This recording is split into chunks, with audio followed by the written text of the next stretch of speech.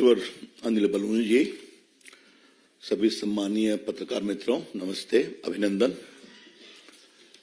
जैसा माननीय बलूनी जी ने बताया, 17-18 को पार्टी का कार्यक्रम राष्ट्रीय अधिवेशन हो रहा है। हमारे बारे में कांग्रेस हो या वामपंथी हो, कई प्रकार की टिप्पणियां करते हैं, लेकिन लोकतांत्रिक रूप से पार्टी के संगठन का अभियान सबसे अधिक भाजपा चलाती है। समय पर राष्ट्रीय अधिवेशन करना, समय पर राष्ट्रीय कार्यकारिणी करना, प्रदेशों में कार्यक्रम करना, संगठन के जिलों में करना, तो ये हमारा डीएनए है, ये हम कहना चाहेंगे। सामान्यतः हम हर लोकसभा चुनाव के पहले अपना एक बड़ा राष्ट्रीय अधिवेशन करते हैं। यहां पत्रकार मित्रों को याद होगा कि 14 में रामलीला ग्राउंड में हमने कार्यक्रम किया था, जहां मोदी जी का ऐसा ऐतिहासिक भाषण हुआ कि देश ने देखा, सुना, और पहली बार 30 साल के बाद एक स्थायी सरकार बनी। दूसरे लोकसभा चुनाव 2019 के पहले पुनः हमने रामलीला ग्राउंड में अपना राष्ट्रीय अधिवेशन किया था,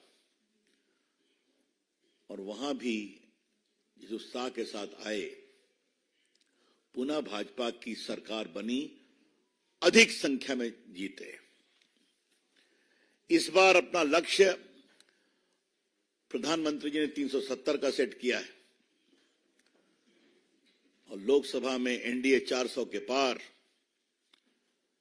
तो उस महान आह्वान को फलीभूत करने के लिए 17-18 को ये अपना राष्ट्रीय अधिवेशन भारत मंडपम में दिल्ली में होगा। इसमें कुल 11,500 डेलीगेट्स भाग लेंगे। The numbers of delegates who will be participating in the All India Conference would be around 11,500.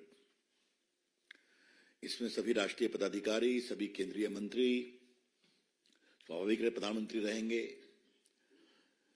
सारे एमपीज, पूर्व एमपीज, विधायक, मेयर, डिप्टी मेयर, जिला परिषद के अध्यक्ष, इसके अलावा प्रदेश के संगठन के प्रभारी पदाधिकारीगण, जिला के अध्यक्ष और महामंत्रीगण, ये सभी उसमें रहने वाले हैं। जो संगठन के विस्तारक हैं बड़े, वो भी उसमें रहने वाले हैं। 17 तारीख को फर्स्ट हाफ में पदाधिकारियों की बैठक होगी, और 3 बजे झंडोत्तोलन होगा, और उसके बाद ये 18 तक ये कार्यक्रम चलेगा। इसमें 2 प्रस्ताव पारित किए जाएंगे। आगामी चुनाव पर विस्तार से चर्चा होगी, विस्तारकों की बैठक होगी अलग से, और विकसित भारत का जो पूरा कॉन्सेप्ट है उसका एक उसमें प्रदर्शनी भी लगेगी कि देश भर से लोग आएंगे उनको बताने के लिए। माननीय राष्ट्रीय अध्यक्ष जी का उद्घाटन भाषण होगा, माननीय प्रधानमंत्री जी पदाधिकारियों की बैठक में भी रहेंगे, और वो समापन करेंगे। वैसे अनिल जी, हम दोनों अपने व्यक्तिगत अनुभव से कह सकते हैं कि राष्ट्रीय अधिवेशन में प्रधानमंत्री जी का जो कंक्लूडिंग आह्वान होता है वो बहुत प्रेरणादायी होता है, और पूरा देश भर के कार्यकर्ताओं के लिए एक नजीर बनती है उनकी टिप्पणी, उनका भाषण। तो हम सभी बहुत उत्साह के साथ उनके उस भाषण की प्रतीक्षा करेंगे। आज ये बात मैं इसलिए भी कह रहा हूं, और बहुत विनम्रता से कह रहा हूं, और शायद मैं इसमें भी आप लोगों को भी इंक्लूड करना चाहूंगा कि प्रधानमंत्री का संसद का भाषण होता है, अभी तक दर्जनों भाषण हो चुके हैं। उनके सारे भाषणों को आप भी उतनी ही उत्साह से अपेक्षा करते हैं जितने उत्साह से हम लोग अपेक्षा करते हैं। उसमें इतनी चीजें मिलती हैं समझने के लिए, पार्टी की लाइन के लिए, देश के लिए। तो ये मित्रों कुल कार्यक्रम है, ये बहुत ही प्रभावी कार्यक्रम होगा, और जैसा मैंने बताया 11,500 डेलीगेट्स इसमें आएंगे। तो इसमें चर्चा भी होगी, प्रस्ताव पर भी चर्चा होगी, चुनाव की तैयारियों की चर्चा होगी, सांगठनिक चर्चा होगी। तो जो कहते हैं कॉम्प्रिहेंसिव ऑर्गेनाइजेशनल एजेंडा, वो इसमें होने वाला है। तो हम सभी अपने आने वाले प्रतिनिधियों का बहुत अभिनंदन करते हैं और परसों आप लोग का भी स्वागत है। आप लोग की भी अलग से ब्रीफिंग की व्यवस्था रहेगी, वो भी रहेगी। That's all on the 17th and 18th। हम इसके बारे में कोई सवाल देना चाहेंगे? नीरज पांडे।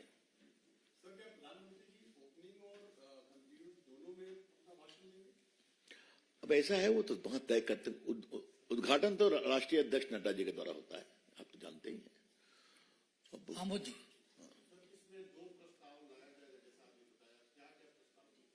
अब आपको बताएंगे सर।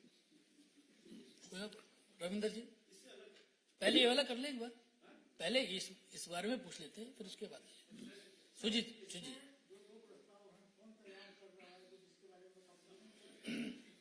आपसे भी वार्ता करूंगा, अवसर आएगा तो। हाँ विनीत।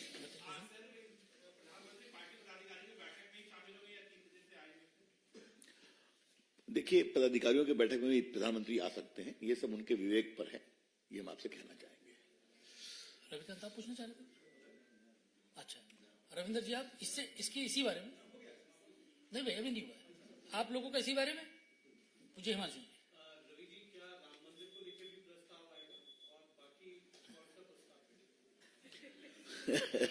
आपका कोई सवाल है क्या?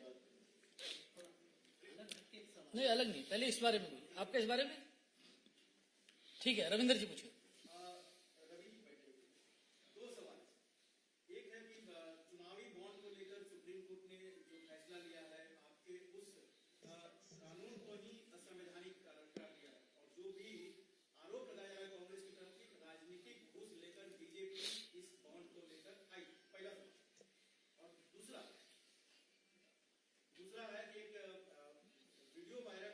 इसी बारे में एक एक करके पूछिए ना, पहले इसके बोले। जी, मुझे लगता है कि इस पर काफी मित्रों का सवाल होगा, तो मैं पार्टी की ओर से एक आरंभिक टिप्पणी करता हूं, क्योंकि औपचारिक टिप्पणी इस पूरे जजमेंट को पढ़ने के बाद बताई जाएगी।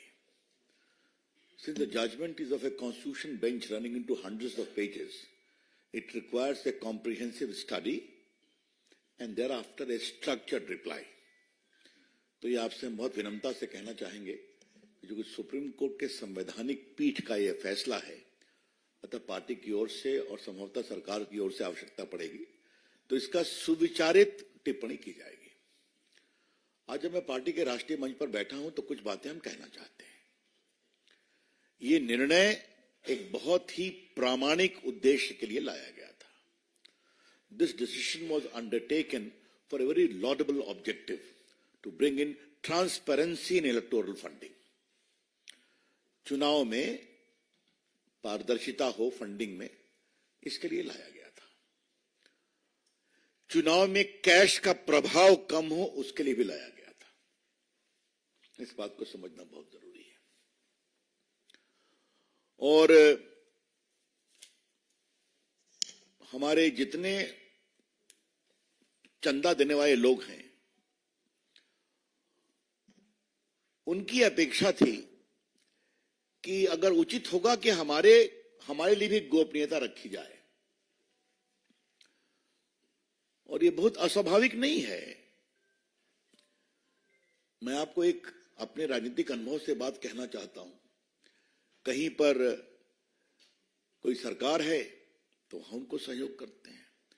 अब मान लीजिए वो सरकार हार गई और उनके विरोधी दूसरी जगह आए तो वो उनके खिलाफ हो जाते हैं। इसलिए कोई ईमानदारी से बिजनेस कर रहे हैं तो उनको अपना काम करें, ऐसा विचार था। और जो लेवल प्लेइंग फील्ड की बात करते हैं, उनके बारे में मुझे एक ही बात कहनी है। जहां तक कांग्रेस की टिप्पणी मैंने सुना नहीं है, अगर उन्होंने कहा है कि घूस लेके दिया गया है, अगर ये कहा है तो जिनका पूरा संस्कार घूस पर है, वो अगर ये आरोप लगाते हैं तो बड़ा हास्यास्पद लगता है। Those whose DNA is based upon corruption and bribery please don't make those allegations against the BJP. लेकिन जो लेवल प्लेइंग फील्ड की बात करते हैं उसके बारे में मुझे एक ही बात कहनी है, फील्ड लेवल का है या लेवल का नहीं है, ये तो उन्हीं के बारे में तय होगा ना जो फील्ड के अंदर हैं। जो फील्ड के बाहर हैं वो लेवल में है या नहीं है कैसे तय होगा? आप फील्ड में है या नहीं कौन तय करता है? जनता तय करती है। तो अगर देश की जनता ने बहुतों को फील्ड से बाहर कर दिया है, वो लेवल प्लेइंग फील्ड की बात करते हैं, तो और हम क्या बताएं? आप समझते हैं मेरा इशारा किसकी ओर है? बहुत से लोग को चुनाव में एक सीट भी नहीं मिलती है, आपने पुराने बड़े बड़े प्रभाव के क्षेत्रों में, इसलिए वो बात अलग है, छोड़ दीजिए। लेकिन हां, चुनाव में सुधार के लिए ये हमारी मोदी जी की सरकार का एक प्रयास नहीं था। आपको याद होगा वोटर लिस्ट पर आपकी फोटो छपती है, ये भी उस समय हुआ था ना। आज बड़ी संख्या में जो ईवीएम्स लाए गए उससे बूथ कैप्चरिंग बंद हुई है ना।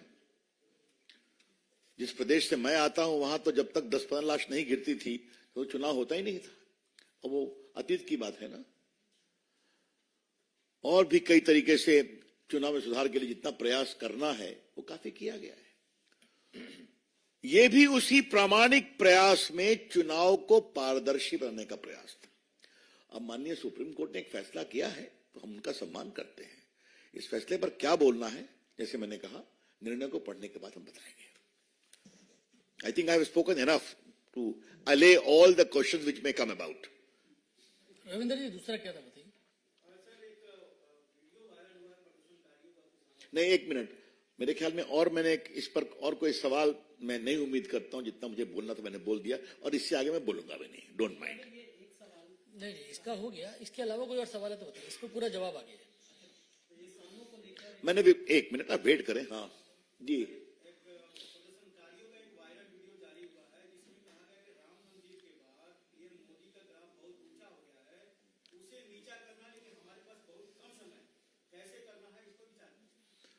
देखिए किसने क्या कहा है इस पर तो कोई हम टिप्पणी नहीं करेंगे। मैंने भी वो वीडियो देखा है, किसी चैनल पर आप लोग चला भी रहे हैं।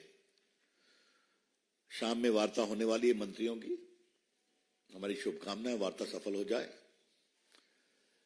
लेकिन हमारे प्रधानमंत्री का ग्राफ तो ऐसे ही बहुत बड़ा है, आज से नहीं बहुत दिनों से है। वो दुनिया के नेता हैं। अभी क्या हुआ है अबू धाबी में और यूएई में आप देख के आ रहे हैं। अभी क्या हुआ है कि कतर में जो हमारे नेवी के लोग फांसी के फंदे से झूलने वाले थे, कितने सम्मान से वापस आ गए। तो क्या देश और क्या विदेश, प्रधानमंत्री का ग्राफ इसलिए है उनकी ईमानदारी, उनके काम और भारत की 40 करोड़ जनता के आशीर्वाद से। मैं इतना ही कहना चाहूंगा।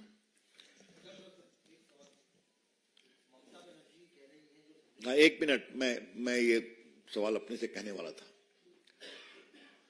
मैंने आने से पहले अभी देखा संदेश खाली पर ममता जी ने विधानसभा में एक बात कही है, और बहुत ही शर्मनाक बात कही है कि जो महिलाएं टीम के साथ हाफ कवर करके अपने खिलाफ यौन शोषण की बात कह रही थी, उसको उन्होंने कहा है कि ये महिलाएं अपना मुंह खोल के क्यों नहीं बोलती, मैं इनके खिलाफ कार्रवाई करूंगी। और क्या कहा उन्होंने? Sandeshkhali is a burner of RSS. What do you mean by this Mamata ji? Why you have become so ugly, so cruel, so anti women Mamata ji? आप तो एक बड़ी महिला नेत्री रही है ना, संघर्ष से आई हैं। सीपीएम सरकार में आपने कितना संघर्ष किया हमने देखा है। और आज आपके सीपीएम के, ये टीएमसी के गुर्गे महिलाओं को रात में नॉक करते हैं, उनका यौन शोषण करने का प्रयास करते हैं। वो खुलकर बोल रही हैं, राज्यपाल जी के सामने गई और आप विधानसभा में बोलती कि आरएसएस का बर्नर है। शेम ऑन यू ममता जी, शर्म करें आप। एक महिला प्रतिष्ठित नेता जो मुख्यमंत्री है ऐसी बात कहेगा। लेकिन दूसरा सवाल आज हमको जरूर उठाना है, यही अगर भाजपा के किसी मुख्यमंत्री के मुंह से निकला होता तो अब तक देश में तूफान खड़ा हो जाता है। क्या राहुल गांधी, क्या वामपंथी, क्या सीपीएम, क्या सीपीआई, क्या मानवाधिकार संगठन, क्या आप लोग, क्षमा करिए, चलना मुश्किल कर देते। अभी सभी खामोश हैं। इसीलिए कहते हैं शेमफुल डबल स्टैंडर्ड्स। तो खैर इससे वही एक्सपोज होंगे। आज हम बहुत पीड़ित हैं और पार्टी की ओर से ममता जी के इस बिल्कुल शर्मनाक और गैर जिम्मेदाराना वक्तव्य की भर्त्सना करते हैं। नरेश जी आपका सवाल है? मेरा एक सवाल ये था कि जो समूह बॉर्डर पर किसान आंदोलन चल रहा है, पंजाब सरकार ने कहा है कि वहां पर ड्रोन का इस्तेमाल ना करें पंजाब की धरती पर। ये सरिये ढांचे पर अब पंजाब के मुख्यमंत्री क्या क्या करते हैं छोड़ दीजिए ना, वो तो हम टीवी पर देखते ही हैं रोज है। ये बहुत संवेदनशील विषय है, हमारे मंत्रीगण बात कर रहे हैं, छोड़ दीजिए। लेकिन इतना हम जरूर कहना चाहेंगे कि नरेंद्र मोदी जी की सरकार के लिए किसानों के लिए कितने बड़े काम किए हैं, आज हम एक बार राष्ट्रीय मंच से जरूर इसको दोहरा देना चाहेंगे कि 23-24 में जो बजट एलोकेशन किसानों के लिए है वो 5.26 टाइम्स अधिक है 13-14 के बजट में। आज दिसंबर पीएम प्रधानमंत्री किसान सम्मान निधि 2018 में 6,000 रुपया शुरू हुआ, अब तक हमने 11 करोड़ किसानों को 2.81 लाख करोड़ रुपया सीधा उनके अकाउंट में भेजा है। और जहां तक एमएसपी का सवाल है, तो क्या खरीफ, रबी, कमर्शियल क्रॉप इन सब पर 50% रिटर्न के साथ ये चीज दी जा रही है। और आपको हम जरूर एक बात, खाली 2 आंकड़े देना चाहेंगे। पैडी पर एमएसपी 13-14 में मनमोहन सिंह की सरकार 1310 रुपया था, अभी वो बढ़कर 2,183 रुपये है 23-24 में। वीट, गेहूं, वो 13-14 में 1,400 रुपये था, 23-24 में बढ़कर 2,275 है।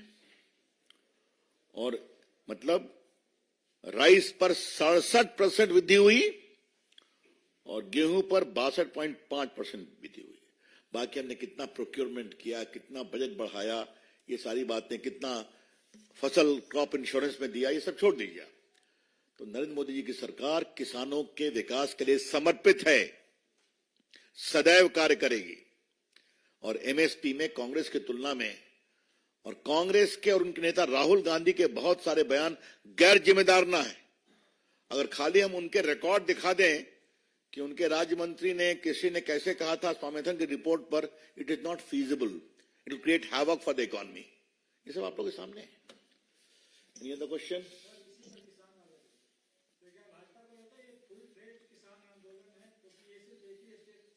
हम कोई टिप्पणी नहीं करेंगे, वहां भी आज शाम की बैठक है, चल रही मंत्री। और कोई सवाल? बताइए।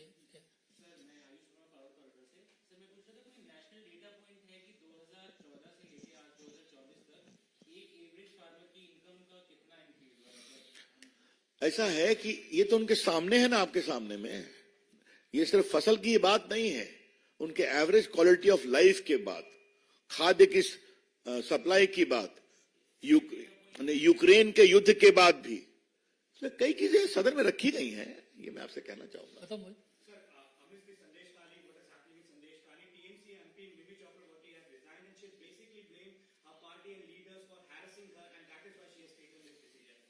I don't want to comment on this, but yes, if it is that, this shows the inner situation there. वैसे इतना मैं बता दूं आप, ये इंडिया गठबंधन तो बिखर रहा है। आज सुना फारूक अब्दुल्ला भी कुछ बोले हैं कि मैं भी अलग ही हो रहा हूं। राहुल गांधी जी गए हैं यात्रा में देश जोड़ने, अपने गठबंधन को तो जोड़ नहीं पाए, देश का जोड़ेंगे। That's all. सभी मीडिया के साथियों से आग्रह है कि जो हमारा 2 दिन का अधिवेशन है उसको लेकर आप लोग अच्छे तरीके से कवरेज कर सकें, उसके लिए हमने बड़ी वृहद व्यवस्था बनाई है। तो आप मीडिया सेल से कोऑर्डिनेट करके जो अपने पासेज और सब चीज ले सकते हैं। आप सब आए, बहुत बहुत धन्यवाद आपका। वैसे भी भाजपा का मीडिया सेल अच्छी व्यवस्था करता है, तो आप जानते ही हैं सब लोग। धन्यवाद।